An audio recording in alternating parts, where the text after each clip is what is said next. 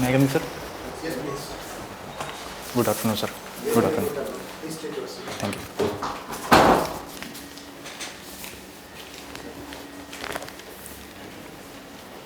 आपका ये जो नंबर है ये आपका पहचान कोड है और इसी के माध्यम से आप अपने बारे में बताएंगे और आप अपनी जो पर्सनल इंफॉर्मेशन है, आपका नाम, आपके राज्य का नाम, अपना जाति और धर्म, इसके बारे में कोई जानकारी नहीं देंगे। तो इस कोड की सहायता से आप अपना बोर्ड को परिचय दीजिए जिसके आधार पर आपका इंटरव्यू लिया जा सके। सर, मेरा क्रमांक संख्या 1947 है, जिसके माध्यम से मैं इस नंबर पर आया हूँ। और मैं सर उत्तर प्रदेश के रायबरेली ज़िले का निवासी हूँ और मैंने 2016 में स्नातक छत्रपति साहू जी महाराज विश्वविद्यालय के संबद्ध कॉलेज फिरोज गांधी कॉलेज से किया हूँ तथा उसी विश्वविद्यालय से मैंने परास्नातक में राजनीति विज्ञान से उत्तीर्ण हुआ हूँ। और सर, मेरी रुचियाँ बुजुर्गों से बात करना और लोगों से इंटरेक्ट करने में है। आप खुद से बात करते हैं? लोगों से सर, खुद से भी बात करता हूँ। अच्छा, चलिए बढ़िया है। एक चीज़ बताइए, आपकी पॉलिटिकल साइंस में जब आपने पीजी किया तो फिर आपने हिस्ट्री क्यों ऑप्शन चूज किया? सर, तैयारी के शुरुआती में मैंने PSIR पढ़ने की कोशिश की थी, लेकिन मुझे अपेक्षाकृत तो उससे आसान इतिहास लगा, इसलिए मैंने इतिहास को चुना। ठीक है, तो इतिहास में कौन सा कालखंड आपको अच्छा लगता है? नवपाषाण काल। नवपाषाण काल, क्यों? इसमें क्या अच्छा है, एक बात बताइए। सर, इसमें सबसे अच्छी चीज़ अन्वेषण की प्रवृत्ति बढ़ी थी। मानव एकाकीपन से बढ़कर सामुदायिक जीवन की तरफ बढ़ रहा था। आग की खोज हुई, कृषि का विकास हुआ, जिसकी वजह से एक स्थायित्व की प्राप्ति हुई और जिसकी वजह से इसे क्रांतिकाल काल भी कहा जाता है। चलिए, अच्छी बात है। तो एक चीज़ बताइए कि आपने कहा मानव शब्द का इस्तेमाल किया, तो मानव और मनुष्य में क्या अंतर है? Sir, man and human. Sorry sir. Ancient history में 16 महाजनपद हैं। जी। बता सकते हैं कौन कौन से महाजनपद हैं? सर, कुछ बता सकते हैं। हाँ, बताइए। सर, कौशल, श्रावस्ती, अंग, सर, सॉरी सर, भी इतने ही याद आ रहे हैं। पॉलिटिकल साइंस में कुछ याद है आपको, कुछ पढ़ा है तो? जी सर। उद्देशिका बता सकते हैं? जी सर। उद्देशिका बताइए।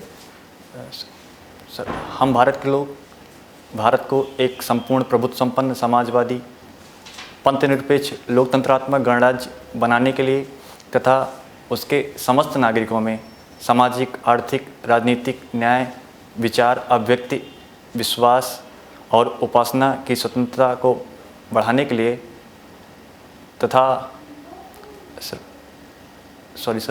राष्ट्र की एकता और अखंडता एवं बंधुता को बढ़ाने के लिए सर, अभी सही से याद नहीं। आप सिविल सेवा में क्यों आना चाहते हैं, ये जरा बताइए। सर, सिविल सेवा एक ऐसा कॉम्बिनेशन है, शायद ही किसी और सर्विस में है।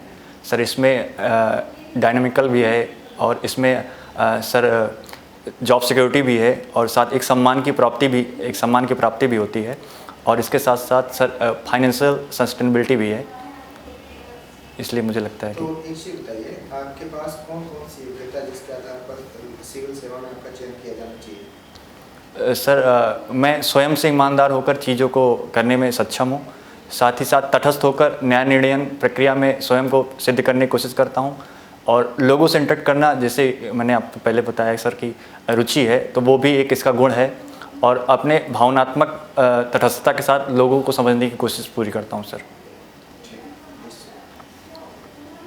अनुच्छेद 22 क्या है भारतीय संविधान का? सर, दोष सिद्ध के समय कुछ अधिकार प्राप्त होते हैं व्यक्तियों को कि सर, इसमें जैसे एक है कि 24 घंटे के अंदर आपको एडवोकेट अधिकारी मतलब न्यायालय के सामने उपलब्ध कराना पड़ेगा। और सर, दूसरी चीज़ है कि सर डुअल नेचर, मतलब एक ही अपराध के लिए दो बार नहीं दिया जाएगा। और कुछ है? सर, अभी इतना ही याद आ रहा है। प्रिवेंटिव डिटेंशन किस में आता है? सर उपचारात्मक इसमें आता है अनुच्छेद 21 में, 22 में, 23 में, किसके अंतर्गत आता है? Sorry sir. अच्छा ये बताइए, रंपा विद्रोह जानते हैं कुछ इसके विषय में? इतिहास आपका विषय है ना? जी जी अभी ये चर्चा में रहा है। जी रंपा विद्रोह जी 1922 में अल्लूरी सीताराम राजू जी ने शुरू किया था। क्या था? अभी कौन सी मूवी आई है इस विद्रोह पर? फिल्म देखते हैं आप? सर देखते हैं लेकिन उतना नहीं देखते हैं सर, लेकिन सर इस पे मूवी बता सकते हैं सर RRR मूवी आई थी। RRR movie. अभी इस मूवी के स्क्रिप्ट राइटर को राज्यसभा का सदस्य बनाया गया, नाम पता है? Sorry sir. राष्ट्रीय ब्रॉडबैंड मिशन क्या है? सर इसके तहत ऑप्टिकल फाइबर नेटवर्क को बढ़ाने की कोशिश की गई है। लगभग सभी ग्राम पंचायत तक इसका पहुंच सुनिश्चित करने के लिए ये योजना लाई गई है। और सर भी एक अभियान बड़ा चर्चा में रहा है, मिट्टी बचाओ अभियान, जानते हैं इसके विषय में कुछ? जी मिट्टी बचाओ अभियान सर मुख्य रूप से सदगुरु जी ने शुरू किया था। सॉइल इरोजन जो बढ़ रहा है उसको रोकने के लिए सर ये शुरू किया गया। कैसा अभियान है? मतलब ये अभियान तो है मिट्टी बचाने के तो नाम से, लेकिन क्या है? मोटर वाहन चलाने वाला अभियान है, साइकिल चलाने वाला अभियान है, क्या है इस अभियान के तहत? Sorry sir. G7 की समिट हुई अभी। जी क्या रहा इसका आउटकम? क्या फैसले लिए गए G7 की समिट? सर G7 की समिट अभी जर्मनी के नेतृत्व में हुई थी। सर इसमें जो 4 आमंत्रित देश थे उनको भी उसमें शामिल किया गया और इसके तहत ऊर्जा और नियम आधारित विश्व के निर्माण की बात की गई और साथ ही जो व्यापार है वो सभी के हितों के अनुरूप हो और ऊर्जा सुरक्षा के लिए भी बात की गई और कोविड के समय जो समस्या उत्पन्न हो रही है उसको आगे बढ़ाकर ये सब तो हर एक समिट में थे, लेकिन इस समिट में कुछ स्पेशल चीज आई है? ये तो नॉर्मल चीज है जो हर एक समिट में जितना हो रहा है वो रहा है। जो स्पेसिफिक इकोनॉमिक फ्रेमवर्क है ना इसमें, जानते हैं इसके? सर उस पे अध्ययन नहीं किया हूँ सर, सॉरी सर। ठीक है, बताइए कि आधारभूत उद्योग किसे कहा जाता है? Core industry. Sir core industry जो अर्थव्यवस्था के लिए मूलभूत आवश्यक होती है, जैसे रिफाइनरी, सीमेंट और सर सीमेंट उत्पादन, ऐसे 2-4 हैं और हैं, मैं याद नहीं कर पा रहा हूँ। कोयला इंडस्ट्री, सीमेंट इंडस्ट्री, लौह इस्पात इंडस्ट्री। तो ये बताइए लौह इस्पात उद्योग की क्या क्या समस्या है भारत में? सर सबसे बड़ी समस्या तो इन्वेस्टमेंट का है सर, उतने स्तर का निवेश नहीं है और दूसरे पर जो टेक्नोलॉजी है जो तकनीकी है वो पुरातन है और तीसरे स्तर पर यहाँ जो सर खनिज संसाधन है वो उतने उच्च स्तर के नहीं हैं जो आवश्यक हैं कि ताकि एक उच्च स्तर के लोहे का निर्माण किया जा सके। इन सब के बावजूद भारतीय जो स्टील कंपनियां विदेशों में जाके एक्वायर कर रही है, एक्विजिशन कर रही है, आप कहते उच्च स्तर की नहीं है, तकनीक नहीं है। आज से अगर मित्तल जाके ब्रिटेन में एक्विजिशन करते हैं, टाटा जाकर के फ्रांस में एक्विजिशन करते हैं, फिर भी आप कहते हैं कि हमारे यहाँ टेक्नोलॉजी नहीं, कैसे कर लेते हैं? तो भारतीय स्टील कंपनी ना आयरन और स्टील से रिलेटेड है। जी सर। कैसे कर रहे हैं ये लोग एक्विजिशन? सॉरी सर, इसके बारे में ज़्यादा पता नहीं। शिवम जी सर। अभी एक संस्था के बारे में बात चल रही है I2U2, कुछ बताएंगे इसका? सर इसे पश्चिमी क्वाड भी कहा जाता है। इसमें 4 देश हैं मुख्यतः, इंडिया, इजराइल और UAE और US। ये मुख्यतः सर 6 क्षेत्रों के लिए आगे आई हैं, जैसे खाद्य सुरक्षा, ऊर्जा संरक्षण और कोविड समस्या, इनसे रिलेटेड के लिए अभी आगे आई हैं। अच्छा ये बताएं, अभी राष्ट्रपति का चुनाव होने वाला है, तो राष्ट्रपति के चुनाव को प्रत्यक्ष कर दिया जाए और इसके क्या अगर नहीं तो क्या दुष्परिणाम है? सर अभी तो अप्रत्यक्ष प्रणाली है सर। प्रत्यक्ष कर दिया जाए तो सर क्योंकि प्रधानमंत्री का भी पद होता है तो उसमें थोड़ा बहुत सर समस्या उत्पन्न हो सकती है दोनों के पद को लेकर। इसीलिए जब संविधान सभा में ये बात हुई कि कौन से पद का प्रत्यक्ष रखा जाए या अप्रत्यक्ष रखा जाए, तो संविधान सभा ने सामूहिक रूप से निर्णय लिया कि राष्ट्रपति का ही अप्रत्यक्ष रखा जाए। ठीक।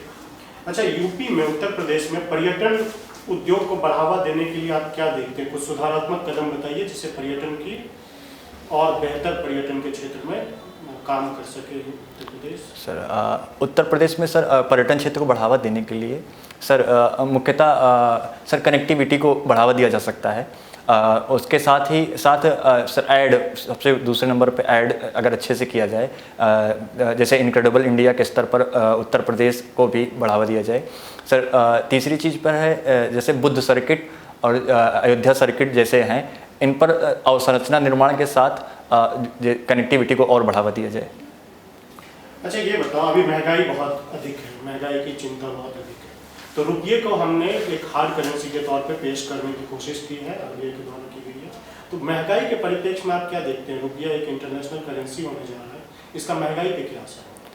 सर महंगाई सर कुछ समय के लिए शुरुआती दौर में महंगाई देखी जा सकती है, लेकिन अगर लॉन्ग टर्म में देखा जाए तो ये सर फायदेमंद हो सकता है, क्योंकि सर अन्य जो विदेशी संबंध हैं उनसे द्विपक्षीय वार्ता या व्यापार के दौरान सर जैसे अभी रुपया रूबल हुआ है, तो इससे यहाँ की आपूर्ति करके जो मंदी जैसी समस्याओं का समाधान किया जा सकता है।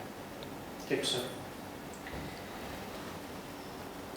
आपका हॉबी आपने लिख रखा है ओल्ड पर्सन से बात करना, आप लोग नए लोगों से बात करना।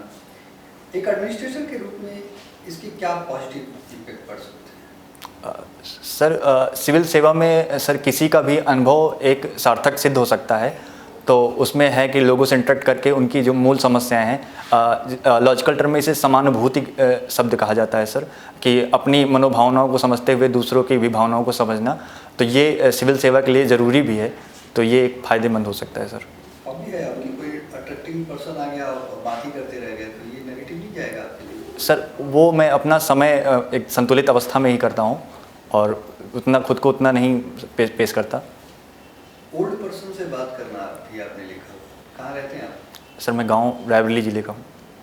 वहीं रहते हैं? जी यस सर। से कर रहे हैं? यहाँ आया था, लेकिन समस्या की वजह कोविड आ गया तो फिर वापस चला गया था। ओल्ड एज के लिए भारत सरकार ने कुछ योजनाएं चलाई हैं, उसके बारे में बताएंगे? सर वयोवृद्ध योजना एक योजना चलाई गई है, जिसमें 60 साल के बाद जो उनको 3,000 रुपये पेंशन दिया जाएगा। सर अभी यही योजना याद है। और कोई?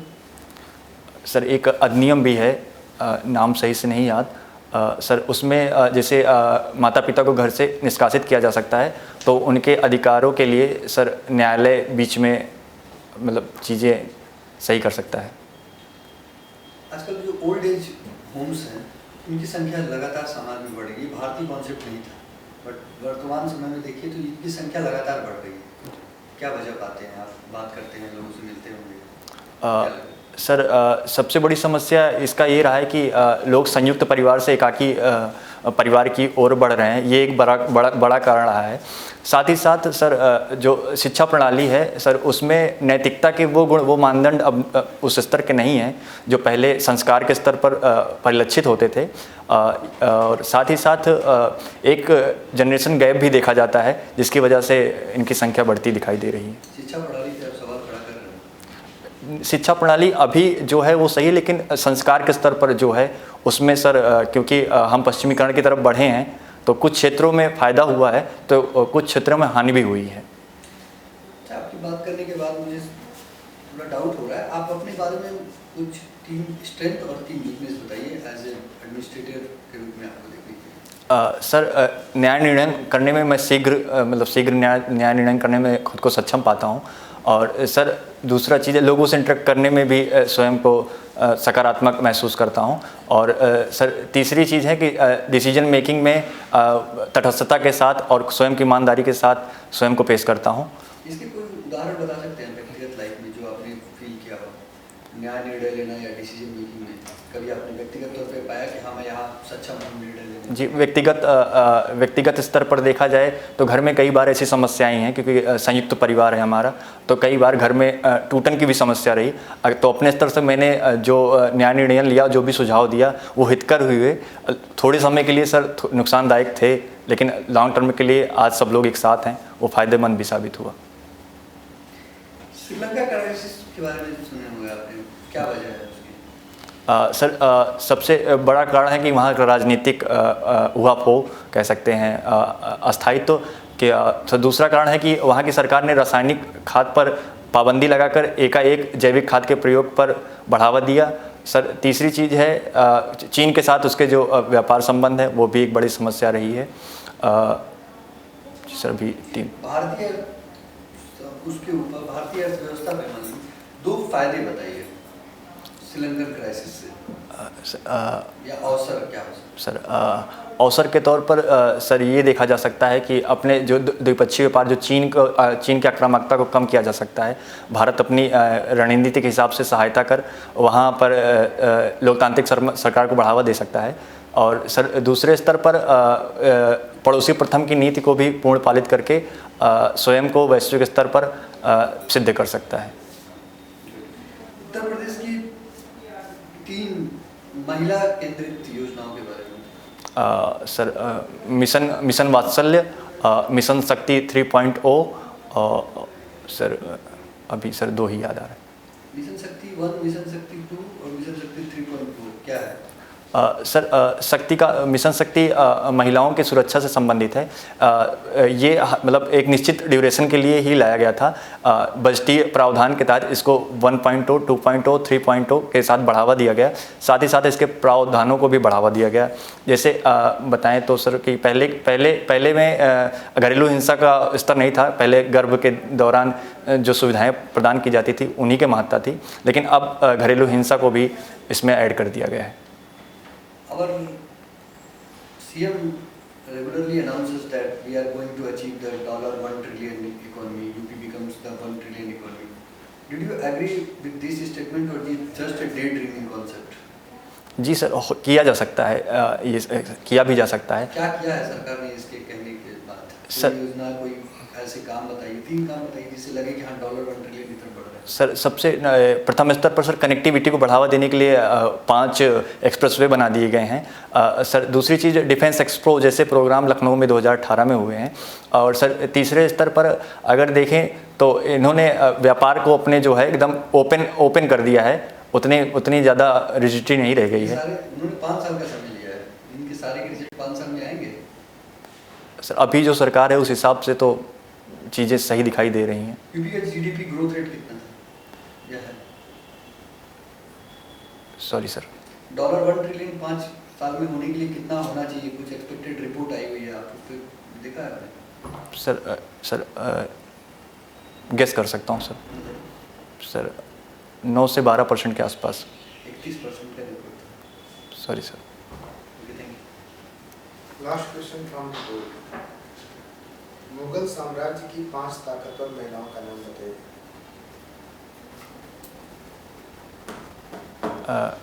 सर हमीदा बानो बेगम,